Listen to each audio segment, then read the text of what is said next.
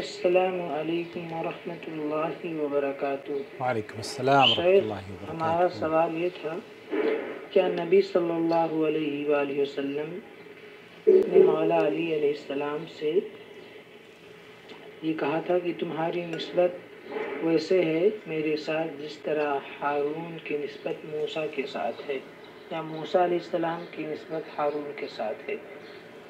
Engineer علی مرزا کی یہ video بہت وائرل ہو رہی ہے کہ اللہ کے رسول کے بعد اگر کوئی نبی ہوتا تو وہ علی ہوتا، اور ہم نے اپنے علماء کرام سے سنا کہ نبی صلی اللہ علیہ وآلہ وسلم نے فرمایا میرے بعد کوئی نبی ہوتا تو وہ سیدنا عمر رضی اللہ تعالی عنہ ہوتے۔ اس کی کیا حقیقت ہے، وضاحت کریں۔ نحمدہ و نصلی علی رسولہ الکریم، اما بعد۔ دیکھیے وہ جو حدیث ہے نا، امام ترمذی نے اور امام احمد نے، حاکم وغیرہ نے اس کو روایت کیا ہے عقبہ ابن عامر رضی اللہ تعالیٰ عنہ سے۔ کہتے ہیں کہ سمعت رسول اللہ صلی اللہ علیہ وسلم یقول لو کان بعدی نبی لکان عمر بن الخطاب۔ اس حدیث کو اختلف فیہ اہل العلم، اس حدیث کی صحت کے بارے میں اہل علم کا اختلاف ضرور پایا جاتا ہے، اور علامہ البانی رحمۃ اللہ علیہ نے اس کو حسن کے درجے میں قرار دیا ہے۔ یہ تو ایک بنیادی چیز جو آپ کی خدمت میں پیش کرنا چاہتا تھا۔ اب اس پر انجینئر علی مرزا صاحب کیا کہتے ہیں اور ان کی کیا جو دوسرا شق ہے نا آپ کے سوال کا، وہ تھوڑا سا قابل توجہ ہے کہ حضرت علی رضی اللہ تعالیٰ عنہ کو کے فضائل اور مناقب جو بیان کیے گئے ہیں، ان میں سے ابو سعد بن ابی وقاص سے روایت ہے کہ نبی کریم صلی اللہ علیہ وسلم نے حضرت علی سے فرمایا کیا تو اس بات پر راضی نہیں کہ میرے ساتھ تیری وہ نسبت ہو جو ہارون علیہ السلام کی موسیٰ علیہ السلام سے تھی۔ یہ حدیث دراصل اس واقعے سے ماخوذ ہے جب اللہ کے رسول صلی اللہ علیہ وسلم نے غزوہ تبوک کے لیے آپ تشریف لے گئے اور مدینہ منورہ کے انتظام کے لیے حضرت علی رضی اللہ تعالیٰ عنہ کو مقرر فرمایا۔ علی رضی اللہ تعالیٰ عنہ کے جہاد سے پیچھے رہنے پر یہ افسوس تھا اور عرض کیا کہ آپ مجھے عورتوں اور بچوں میں چھوڑے جا رہے ہیں۔ اس پر نبی کریم صلی اللہ علیہ وسلم نے اس حدیث کو بیان فرمایا تھا، جسے امام بخاری رحمۃ اللہ علیہ نے بھی نقل کیا ہے غزوہ تبوک کے حوالے سے۔ بعض لوگوں نے اس سے حضرت علی کی خلافت بلا فصل ثابت کرنے کی کوشش کی ہے۔ وہ کہتے ہیں کہ حضرت ہارون علیہ السلام موسیٰ علیہ السلام کے خلیفہ تھے، اسی طرح حضرت علی رضی اللہ تعالیٰ عنہ نبی کریم صلی اللہ علیہ وسلم کے خلیفہ ہیں۔ اس بنا پر وہ لوگ خلفائے ثلاثہ رضی اللہ تعالیٰ عنہ پر اعتراض بھی کرتے ہیں کہ انہوں نے حضرت علی رضی اللہ تعالیٰ عنہ کا حق لے لیا۔ در حقیقت یہ محض مغالطہ ہے، غلط بیانی ہے، کیونکہ حضرت ہارون علیہ السلام کی خلافت عارضی تھی اور حضرت موسیٰ علیہ السلام کی زندگی میں تھی۔ اس طرح غزوہ تبوک میں حضرت علی رضی اللہ تعالیٰ عنہ کی خلافت عارضی تھی اور نبی کریم صلی اللہ علیہ وسلم کی زندگی میں تھی۔ ہارون علیہ السلام کی وفات کے بعد ان کے خلیفہ نہیں ہیں، کیونکہ ان کی وفات حضرت موسیٰ علیہ السلام کی زندگی میں ہو چکی تھی۔ حضرت موسیٰ علیہ السلام کے بعد ان کا منصب یوشع بن نون علیہ السلام نے سنبھالا تھا۔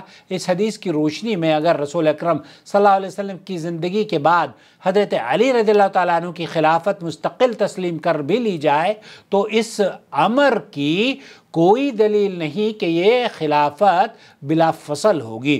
رسول اکرم صلی اللہ علیہ وسلم نے حضرت علی رضی اللہ تعالیٰ عنہ سے ارشاد فرمایا، اس وقت فرمایا تھا جب نبی کریم صلی اللہ علیہ وسلم غزوہ تبوک کے لیے تشریف لے گئے اور مدینہ کے منورہ کے انتظام کے لیے حضرت علی رضی اللہ تعالیٰ عنہ کو مقرر فرمایا۔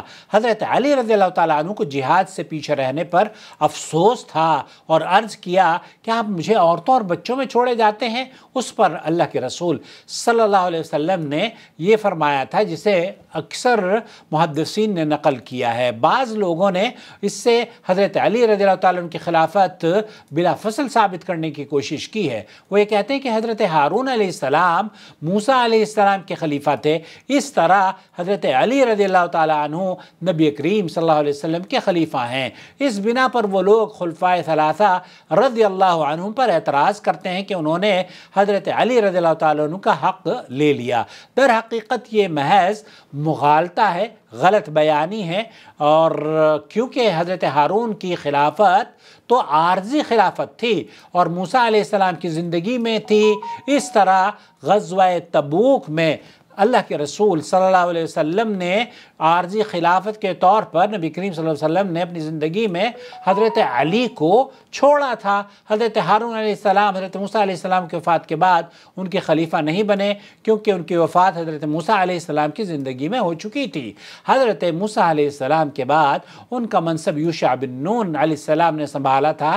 اس حدیث کی روشنی میں اگر اللہ کے رسول صلی اللہ علیہ وسلم کی زندگی کے بعد حضرت علی رضی اللہ تعالیٰ عنہ کی خلافت مستقل طور پر تسلیم کر بھی لی جائے تو اس امر کی کوئی دلیل نہیں ہے، خلافت بلا فصل ہوگی۔ امید وضاحت ہو گئی ہوگی۔ تو آپ یہ غلو ہے اور حد درجے غلط بیانی ہے، اور مغالطے میں شیعوں سے جو لوگ متاثر ہوتے ہیں نا، وہ اس طرح کی پکچر کریٹ کر کے آپ کو دکھانے کی کوشش کرتے ہیں۔ میرا لگتا ہے کہ آپ کی سمجھ میں آ گیا ہوگا بالکل واضح طور پر کہ یہ عارضی موسیٰ علیہ السلام کی جو خلافت ہارون کو ملی تھی آپ کی زندگی میں تھی، بالکل ویسے ہی جیسے نبی کریم صلی اللہ علیہ وسلم نے غزوہ تبوک پر آپ نے حضرت علی رضی اللہ تعالیٰ عنہ کو عارضی خلافت سونپی تھی، اور بالکل یہ عارضی خلافت تھی، مستقل خلافت نہیں تھی۔ اور وہ اگر اس پر آپ محمول کرتے ہیں موسیٰ اور ہارون علیہ السلام کے قصے پر، تو وہ تو غزوہ تبوک میں ہو گیا، اب آپ کا اعتراض کہاں گیا؟ تو یہ صرف مغالطہ کریٹ کرنے کی کوشش کر رہے ہیں، کنفیوز آپ کو کرتے ہیں تاکہ آپ ان کی ٹریپ کرنے کی کوشش کر رہے ہیں آپ کو۔ یہ جو مفروضے گھڑ گھڑ کے لوگوں کو بتائے جاتے ہیں نا، اگر آپ تھوڑا سا بھی سنجیدگی سے اس پر توجہ دے لیں گے تو مجھے امید ہے کہ دین بہت آسان ہے، دین کو سمجھنے میں کوئی دشواری انشاءاللہ تعالیٰ آپ کو نہیں ہوگی۔ اپنا بہت خیال رکھیں، اور ہمارے چینل کو اگر آپ ابھی تک سبسکرائب نہیں کیا ہے تو کر لیجئے، دیر کس بات کی ہے، سبسکرائب کیجئے، بیل آئیکن دبائیے، اور نوٹیفیکیشن کے بعد ہماری ویڈیوز لائک بھی کیا کیجئے۔ اور آپ کو اس ویڈیو سے اگر کوئی اختلاف ہو تو ادب اور شائستگی سے آپ ہمیں وائس میسیج بھی کر دیجئے۔ بہت شکریہ آپ کا۔